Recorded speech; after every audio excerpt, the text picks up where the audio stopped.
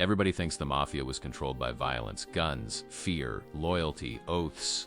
But the real rule that controlled the entire system was much quieter than that. No speeches, no paperwork, just a line nobody crossed unless they wanted the entire structure to collapse on them. Soldiers knew it. Capos enforced it. Bosses lived by it. Break this one rule and it didn't matter who you were. The life ended fast. The Mafia wasn't chaos, it was a structure, a pyramid. At the bottom were soldiers earning on the street. Above them were capos running crews, watching money, watching discipline. Above them sat the boss, responsible for the entire family. But the whole system only worked because of one quiet rule everyone understood. Not written, not debated, just accepted. The rule was simple: never embarrass the family in public. Reputation was power, and once power cracked, everything else followed. In that world, perception was currency. If outsiders believed a family was weak, the pressure started immediately. Rival crews pushed territory. Bookmakers stopped paying. Associates started drifting towards stronger bosses. One public mistake could ripple through the entire structure. That's why soldiers were watched closely. Capos enforced discipline, the boss protected the image. The family wasn't a family anymore, it was just men waiting to be replaced. That's why the smartest men in the life didn't chase attention. They avoided headlines, avoided loud violence, avoided anything that brought unnecessary eyes. A soldier who made noise wasn't respected. He was dangerous to the structure. Capos were expected to control their crews before problems ever reached the boss. Because every time a member acted reckless in public, the entire organization paid the price. One mistake could bring police, rivals, and pressure all at once. Violence happened. Everyone understood that. The rule was about control, because the one rule that controlled everything was simple: never bring heat to the family. Before we break this down, do me a favor. If you like these deep dives into how the underworld actually worked, the systems, the rules, the structure, hit like, subscribe, and drop a comment. It tells the algorithm this kind of documentary content is worth pushing to more people. Now let's get into it.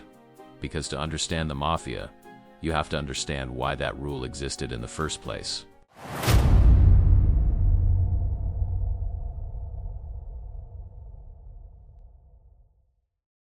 The Mafia didn't survive for decades because its members were fearless. It survived because the structure was disciplined. Every soldier understood his place. Every capo controlled his crew. Every boss protected the family's reputation above everything else. That's why the rule about bringing heat existed. Police attention wasn't just a problem for one man, it threatened the entire organization. And when heat came down, it didn't land on the street guys first. It climbed the ladder. The Mafia operated like a business hiding inside a neighborhood. Gambling, loans, construction deals, unions, garbage hauling, money flowed quietly through legitimate fronts. But those operations only worked if nobody looked too closely. The moment police, prosecutors, or reporters started digging, the entire system was at risk. That's why soldiers were expected to move carefully, and capos were responsible for making sure their crews didn't create problems that brought attention to the family. A soldier might think a street fight, loud robbery, or reckless score only affected him. But inside the structure, nothing stayed local for long. Once police attention started, investigators followed the money. They watched meetings. They listened to phones. They tracked associates. One loud incident could expose an entire crew. That's why capos were expected to control behavior early. Discipline wasn't just about respect, it was about protecting the invisible system making everyone rich. The smartest operators understood something simple. The Mafia only worked when it blended into normal life. A social club looked like a neighborhood hangout. A construction company looked like a regular contractor. A gambling room looked like a back office. The illusion mattered. Once outsiders started noticing patterns, the protection disappeared. That's why capos watched their soldiers carefully. Anyone who acted loud, reckless, or greedy risked exposing the quiet system everyone depended on. Inside the structure, earning money gave a soldier value, but discipline determined whether he stayed alive. A man who brought steady cash and stayed quiet could operate for years without trouble. But a man who chased attention created risk for everyone above him. The moment a soldier's actions started attracting police or rival attention, the problem moved up the chain. And that meant a capo had to step in before the boss decided the situation needed a permanent solution. The rule about heat wasn't just about avoiding police, it was about maintaining control inside the family. If soldiers started acting without discipline, the hierarchy meant nothing. A boss couldn't run an organization full of men chasing headlines or settling personal problems in public. That's why capos were expected to step in early. Quiet conversations, warnings, sometimes violence. Because if discipline broke down at the crew level, the entire structure started to crack. Respect inside the Mafia wasn't loud, it showed in restraint. The men who lasted the longest were usually the quietest ones in the room. They avoided unnecessary violence. They kept business private. They understood that attention was dangerous. A soldier who stayed invisible could earn for decades. But once someone started making noise, arguments in public, reckless crimes, unnecessary fights, the capo had a problem on his hands, and problems had to be solved quickly. Every capo understood the same pressure: who they met, where they earned, how they behaved in public. Because if the boss started hearing problems from outsiders first, someone was already in serious trouble. This is why the rule became so important. It protected the money, the reputation, and the hierarchy all at once. A quiet family could operate for years without major disruption. Businesses stayed open. Bookmakers kept paying. Associates kept bringing opportunities. But once heat started building, everything slowed down. Meetings stopped. Phones went quiet. People disappeared for a while. Because in that world, survival depended on staying invisible for as long as possible. So the rule about heat wasn't just advice, it was survival. The entire structure depended on discipline from the bottom of the pyramid to the top. Soldiers earned. Capos controlled their crews, the boss protected the family's reputation. If any one of those layers failed, pressure spread through the whole organization. And history showed something clearly. When too much attention landed on a family, someone inside it eventually paid the price.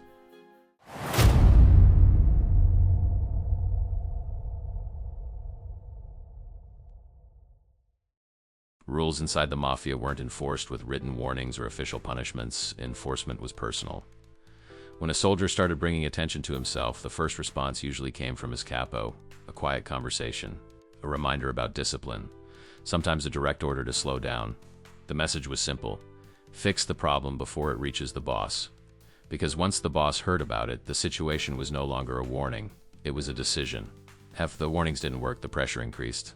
A capo might pull a soldier off certain operations. Sometimes money was taken directly from his envelope as punishment. In that world, income meant status. The goal was simple: force the soldier to correct his behavior before his mistakes spread attention to the rest of the crew. Sometimes the correction was physical, not a public beating, not something loud, but a quiet reminder delivered where only a few people saw it. The purpose wasn't revenge. It was discipline. A soldier who embarrassed the family had to understand the consequences quickly. Capos handled most of these situations themselves. Because if the boss had to step in personally, it meant the problem had already grown bigger than it should have. Soldiers understood that one reckless man could shut down everyone's earning. Nobody wanted their income disrupted because one guy couldn't control himself. In that environment, discipline wasn't optional, it was expected. And if the problem kept growing, the capo had to report it upward. That conversation was never comfortable, because once the boss heard a soldier was bringing heat, the question changed from correction to risk. How dangerous was the situation? Could it be contained? Or had the man already exposed too much? At that point, the boss wasn't thinking about loyalty. He was thinking about protecting the family before the damage spread further. Once the boss became involved, the room usually got quieter. Meetings happened behind closed doors. A capo might be asked to explain exactly what his soldier had done and why it wasn't stopped earlier. In that world, responsibility climbed the ladder. A careless soldier embarrassed the crew. A weak capo embarrassed the family. And a boss who tolerated chaos looked weak to everyone watching from the outside. That's why decisions at this level tended to be fast and final.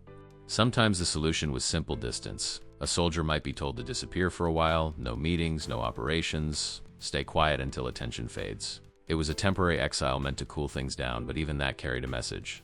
If the man couldn't control himself enough to stay invisible, the next decision would be harsher. Because the family's reputation mattered more than any individual member inside the structure. Other times the discipline was financial. The soldier might still work, but the money changed direction. Larger cuts to the crew, bigger envelopes to the capo, fewer opportunities to earn independently. In that world, money measured trust. The more disciplined a man was, the more freedom he had. The moment someone started bringing heat, that freedom disappeared. Every move became monitored until the leadership decided the risk was gone. The truth is, most problems were handled quietly long before the public ever noticed. That was the system working the way it was designed. Capos controlled their crews. Crews controlled their soldiers. The boss only stepped in when the situation threatened the entire family. And when things reached that level, the discussion was no longer about discipline or correction. It became a simple calculation about risk and survival. That's why enforcement always escalated the same way. First came quiet warnings, then pressure from the crew, then financial consequences, then leadership involvement. Each step gave the soldier a chance to fix the problem before it spread further. But if the heat didn't stop, the structure had one final option left. Because the Mafia protected the organization first, and sometimes the only way to remove risk was to remove the person creating it.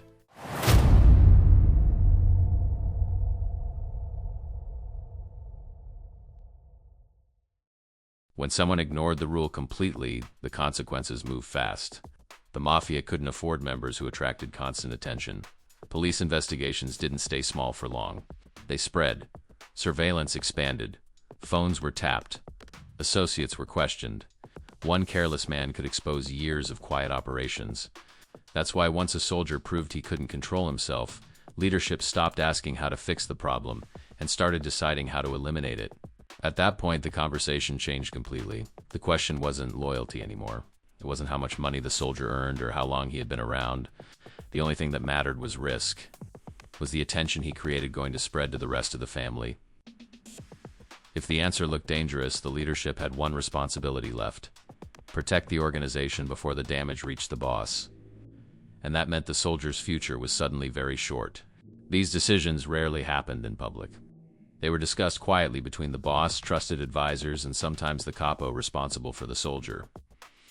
Everyone understood what was at stake. If the situation wasn't contained quickly, the family could face investigations, arrests, and pressure from rival crews sensing weakness. So the discussion focused on one thing: could the risk be controlled, or had the man already crossed the line where the structure demanded a permanent solution? Once that line was crossed, the outcome was usually decided quickly. The Mafia valued loyalty, but loyalty never outranked survival of the family. A soldier who brought heat had proven he couldn't protect the structure that protected him. At that point, leadership treated him like any other threat. Quiet planning replaced conversation. And the same men who once worked beside him were often the ones trusted to handle the final decision. What made this rule so powerful was how predictable the outcome became. Everyone inside the life understood the progression. First warnings, then pressure, then leadership attention. And if the heat didn't stop, the structure corrected the problem permanently. That knowledge created discipline long before punishment was needed. Most soldiers didn't test the rule because they already knew exactly where the road ended if they did. And sometimes the punishment wasn't about one mistake. It was about a pattern. A man who constantly argued, chased attention, or acted reckless became impossible to manage. Every time police cars appeared, every time reporters asked questions, leadership had to ask the same thing: is this guy worth the risk? Most of the time the answer was no, because the Mafia didn't reward chaos. It rewarded men who could earn quietly without exposing the structure. This is why the smartest members understood something early: survival meant restraint. The loudest men on the street rarely lasted long. They attracted attention, created enemies, and forced leadership to act. The quiet earners were different. They moved carefully. They kept business private, so they followed the rule without needing reminders. Because the longer someone stayed invisible, the longer they could operate inside the system without becoming the next problem leadership had to solve. And once someone became a problem, loyalty rarely saved him. The Mafia was built on relationships, but those relationships existed inside a hierarchy designed to protect the organization first. A boss who allowed dangerous behavior looked weak. A capo who couldn't control his crew lost respect.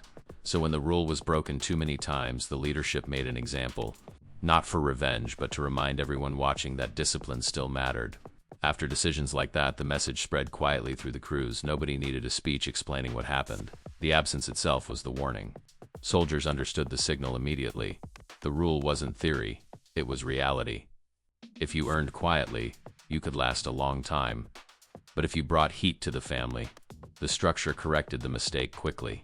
And everyone else adjusted their behavior before they became the next lesson. That's why this one rule controlled everything: not violence, not power, discipline.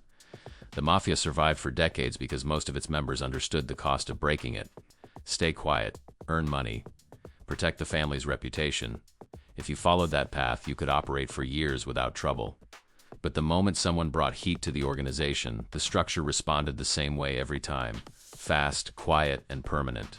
If this breakdown helped you understand how the structure really worked, hit like, subscribe, and drop a comment. These documentaries look at the systems behind the stories, the rules that kept the underworld running for decades. And if this topic made sense to you, the full breakdown is linked in the description.